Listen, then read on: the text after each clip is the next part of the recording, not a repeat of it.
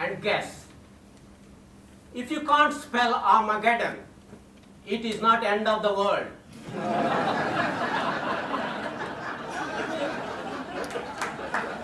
But if you don't understand your other half, it is a perpetual problem. Am I right? Marriage is a complicated relationship in which one person is always right. Always. The other is husband.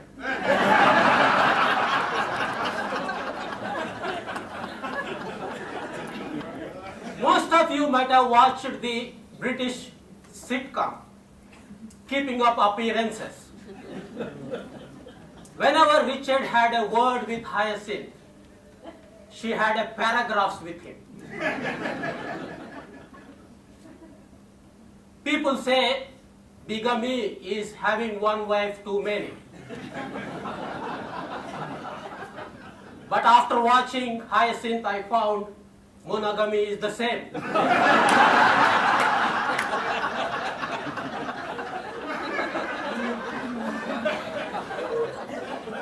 The last thing Richard wants is to upset Hyacinth. Last thing. It is still on his list.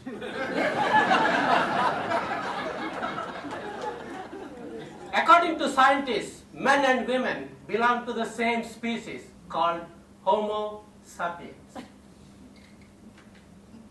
The biology dictionary defines this species as a group of organisms that are capable of interbreeding to produce fertile organisms of the same species and have a common gene pool.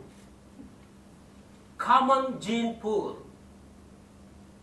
Then how come there are bountiful of books and blogs, countless quotes and jokes, and series of sitcoms all suggesting this common gene pool exhibits some conspicuous gender differences? What are they? Last month, my niece Anita gave birth for twins, a boy and a girl. Jasmine, she wrapped in a pink blanket, and Adam in a blue one. When relatives brought some soft, fluffy toys for the Jasmine and a football jersey for Adam, they spoke very softly with Jasmine, expressing how pretty she was.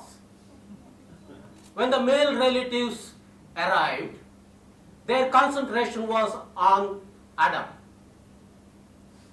They were laughing loudly, poking his belly, bouncing him up and down, proposing him as a future football player. Such a scenario is almost familiar to us, but it does prompt one question.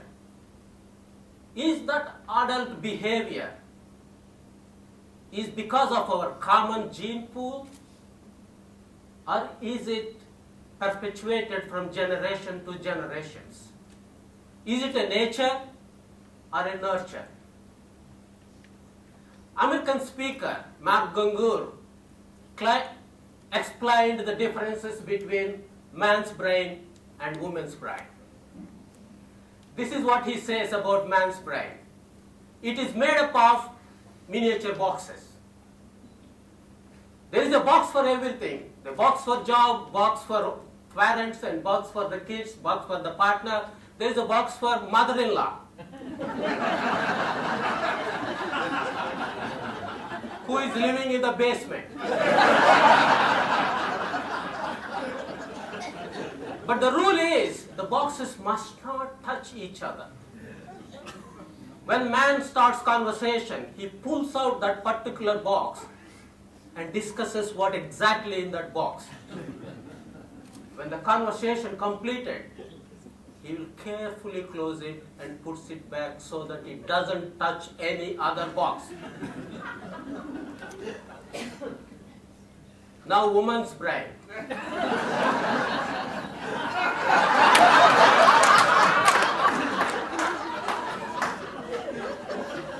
According to Mark, Woman's brain is like a ball of wires. Everything is connected to everything. The job, money, children, partner, mother, shopping, everything is linked to everything. It is like an internet superhighway. It is propelled by the energy called emotion.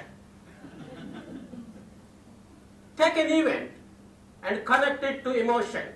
It burns in your memory like a CD and retains throughout. It does happen to men, but not that often. In fact, we don't care.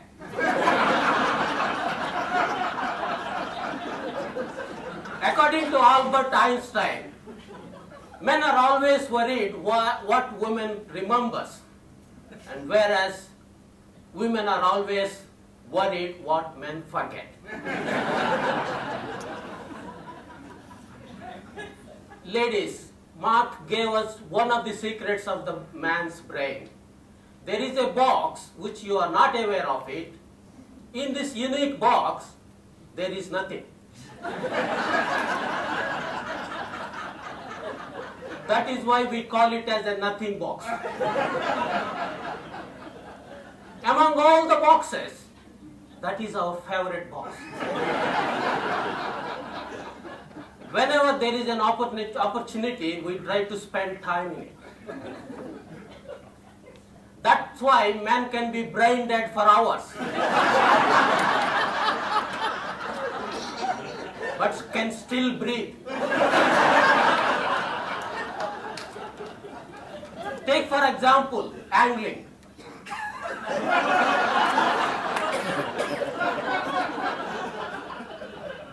A guy sitting in front of the television and changing channels.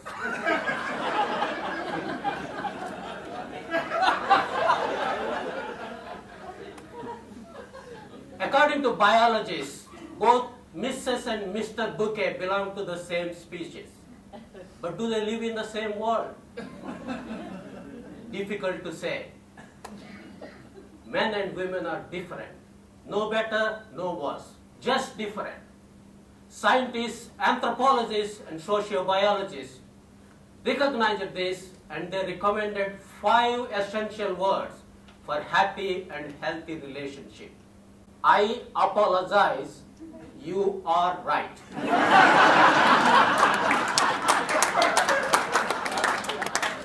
Ladies and gentlemen, please remember your other half is unique, just like everyone else.